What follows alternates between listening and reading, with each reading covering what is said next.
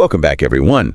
So today we're doing something a little different. Yeah. Instead of our usual deep dive into, reports and studies, we thought we'd just tell some stories. Okay. But these aren't just any stories. They're pretty chilling.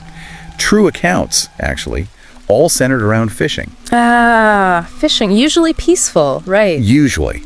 That's the thing. What's fascinating here, I think, is how quickly that quiet pastime, that sense of calm can just flip. Exactly. Suddenly it's not about peace, it's about survival or facing something genuinely terrifying. Yeah. Fishing often makes you think of, serenity, being one with nature, but these stories, they show a darker side.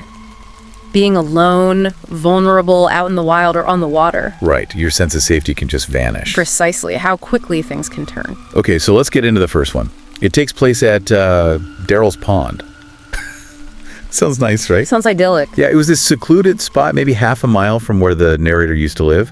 He was 24 at the time, often went there alone. Small kayak. Yeah. It's about 3 p.m., nice afternoon. He's in his kayak in what he called the pond's sweet spot for fishing. Then someone else shows up, comes out of the trees, launches a little boat, starts rowing towards him. Okay, so far, so normal maybe. Maybe. They exchange pleasantries, perfect day, isn't it? That kind of thing. Right. But the other guy, who looked older, maybe late 40s, 50s, his answers were sort of clipped, dry. And then he drops this line, "No, I don't actually fish." Ooh. Okay, red flag right there, on a pond, in a boat. Big time. Why are you here then? Exactly. That immediately breaks the sort of expected script, doesn't it? Totally. When someone does that, says something so out of place for the context, it sets off alarm bells. You immediately question their motive, puts you on edge. Yeah, and the narrator definitely felt that. It got Yeah. worse. Guy rows closer, keeps coming, until his boat actually bumps into the narrator's kayak. Whoa! And then he just sits there, staring, Yeah. apparently with this weird half smile. Super creepy. The narrator tries to ask him, where he came from, what he's doing, gets vague answers like up there, or why not? Deflecting, evasive. Totally. And the narrator's heart starts pounding. He says he's genuinely getting scared for his life. Middle of a pond, surrounded by trees, nobody else around. Isolated, that's key. So he tries to play it cool. Starts subtly paddling towards the shore, pretending he's looking for a better fishing spot. Smart move. Trying to de-escalate, create distance. But the guy starts following him. Oh, no. Yeah. So the narrator gets near the edge, says something like, "Well, I think I'm going to call it a day." Okay, moment of truth. And the guy's smile just drops. And he says, "I can't let you leave." Chilling. Absolutely chilling. Then he lifts his flannel shirt, and there's handgun sticking out of his jeans pocket. Wow. Okay, so threat confirmed. Instantly. The narrator doesn't even think. He just dives out of the kayak into the water, scrambles ashore, and runs. Fight or flight. Pure flight. Runs that whole half mile uphill, through the woods, gets back to his house, locks everything down. Adrenaline must have been pumping like crazy. Oh, for sure. He mentioned later he realized he probably should have called 911 immediately from the woods, but he was just running. Understandable in that moment. The instinct is just escape, get safe. Right. So he's hiding in his house, lights off, peeking through the blinds as it gets dark. The fear doesn't just stalk when you reach safety, does it? Not at all. Then he hears it, leaves crunching outside. Oh, man. And then the guy's voice, that same voice. "Hey, buddy, you up there? Are you trying to sleep? Sorry, I didn't mean to wake you." That's terrifying. Yeah. Psychological torment. Unbelievable. He creeps downstairs, whispers into the phone to 911, just waiting, terrified he's going to hear glass break or that voice again. That wait must have felt like an eternity. He said it was agony. The police eventually came, searched, didn't find him. But the narrator? He moved out a month later. Couldn't stay there. I can absolutely understand that. That feeling of violation, of your safe space being compromised, is profound. Yeah. It really illustrates how that unease, that initial weird feeling, can just explode into primal fear. And the psychological aftermath, the paranoia, the need to reclaim safety, it can be just as disruptive, if not more so, than the physical threat itself. That sense of security is shattered. Yeah, completely shattered. Okay, so let's shift scenes now. From a quiet pond to the open ocean. Yeah. Different kind of isolation. Definitely. This story involves a 17-year-old narrator. They're out on a fishing trip with their sister and their wealthy brother-in-law, Jack. Okay. Jack's got this fancy boat named Lexi, after his wife. the narrator's sister. There are friends there too. Big party atmosphere, lots of drinking. Sounds like a good time initially. Yeah, but the narrator mentions this feeling even before anything happened. Being out there at night, middle of the ocean. It felt calm, but also kind of unsettling. Almost like being in space was the description. That vastness can be awe-inspiring, but also intimidating. You're really out there. And apparently, most of the group was, let's use the narrator's words, insanely drunk and or high. Okay, so judgment might be impaired. Big time. Then, they hear something over the music, faint voices calling for help. Out on the ocean. Yep. They look out, see a much smaller boat, Yeah. 2 guys in it yelling they're out of food and gas, stranded. Wow. Okay, that's a serious situation. It is.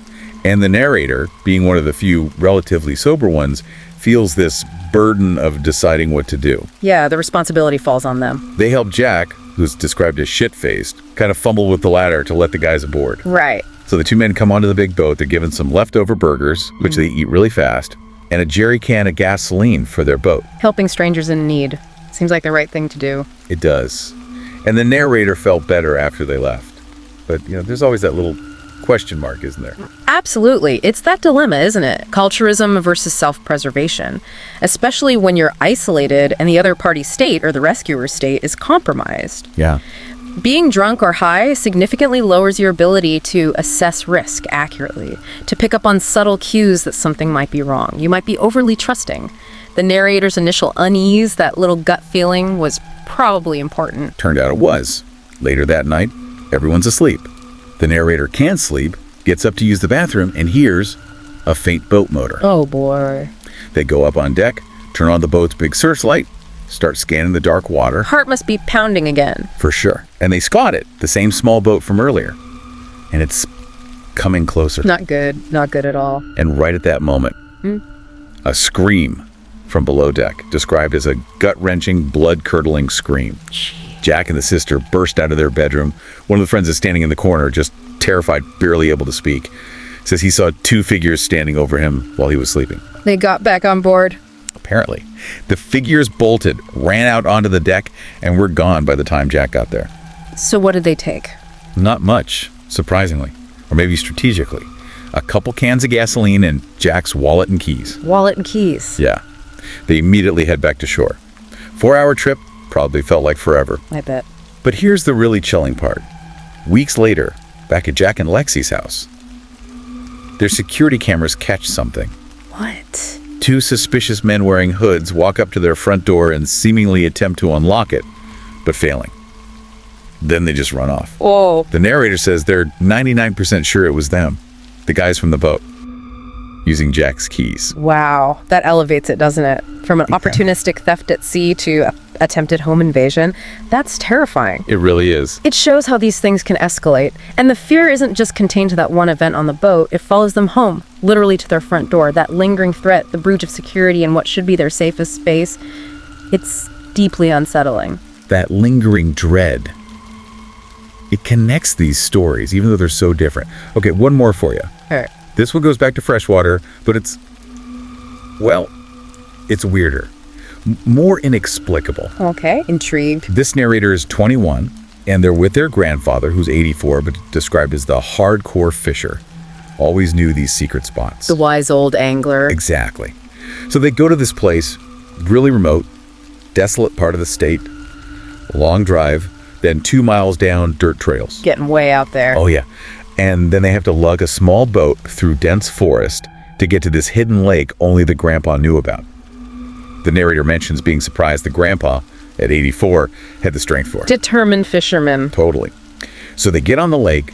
The grandpa gets super focused like he always does, just staring intently at the water, not saying a word. In the zone. But then the narrator notices him leaning closer and closer to the water surface, just leaning right over the side of the boat. Gets a bit concerned, reaches out, puts a hand on his grandpa's shoulder, and just then they hear splashing sounds. Splashing.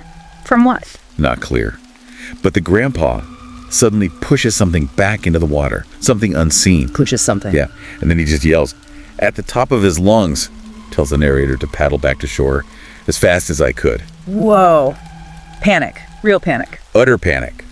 They scramble back, leave the boat, leave the fishing gear, everything, jump in the truck, and the grandpa drives like crazy down those dirt trails. And the narrator has no idea what just happened. None. They're begging him, "What was that? What did you see?" Grandpa says nothing for like 10 minutes. Just drives, white-knuckled. The tension must have been unbearable. Finally, 10 minutes into the drive, he speaks. And he says, "I was looking down into the water. I knew I saw something." Okay. It kept getting closer to the surface. It became clear as it got closer, and I could swear I saw what looked like a face. A face in the water. And then it got even closer. And as I was leaning in to get a better look, something reached out, grabbed a hold of me. Grabbed him from the water. That's what he said. The narrator, remember the description, it sounded almost like he was describing a human face, almost. Oh. And the grandpa's final word on it. Just totally chilling. All I know is it wasn't no fish. Okay. That one's different. That's not a human threat like the others. That's something else. Exactly. Fear of the unknown. Right. This taps into something deeper, more primal, doesn't it? The other stories had tangible threats. A person with a gun, people who steal and stalk. This one, it's ambiguous, unexplained. Yeah. Our brains try to make sense of things like that, a glimpse, a sudden grab, especially under stress. Sometimes we fill in the blanks with our worst fears. Maybe it was a log, a strange current, an unusual fish. But the perception was of a face, of being grabbed by something not right. It leaves you wondering. It really does. It reminds you that there are still things, places, depths maybe, that we just don't understand. That feeling of the truly wild, the inexplicable, that can be terrifying in its own way. It challenges our whole sense of a rational, understandable world. Sometimes the scariest things are the ones you can't explain. Absolutely. So 3 stories, 3 different settings, but all turning this simple act of fishing into something terrifying. Yeah. They really show you how vulnerable you can be when you're isolated, how quickly things can go wrong. It makes you think, you know. These tales remind us that sometimes the real scares aren't like monsters under the bed from movies. They're things that can happen on a normal afternoon at a pond or out on the ocean or bubbling up from a lake. What do you think really is lurking beneath the surface? Not just water, but like beneath our feeling of safety. It's fascinating, isn't it? How these accounts, so different on the surface, share that core feeling of sudden, unexpected terror, and maybe more importantly, the psychological mark it leaves behind. Yeah. They strip away that illusion of control we like to have, or a reminder that the world can still be unpredictable. And well, it shows the resilience people find when faced with that. Well said. A lot to think about there. Thank you, everyone, for joining us for these unsettling stories and the insights they offered. Thanks for listening. We'll catch you next time for another deep dive. Take care.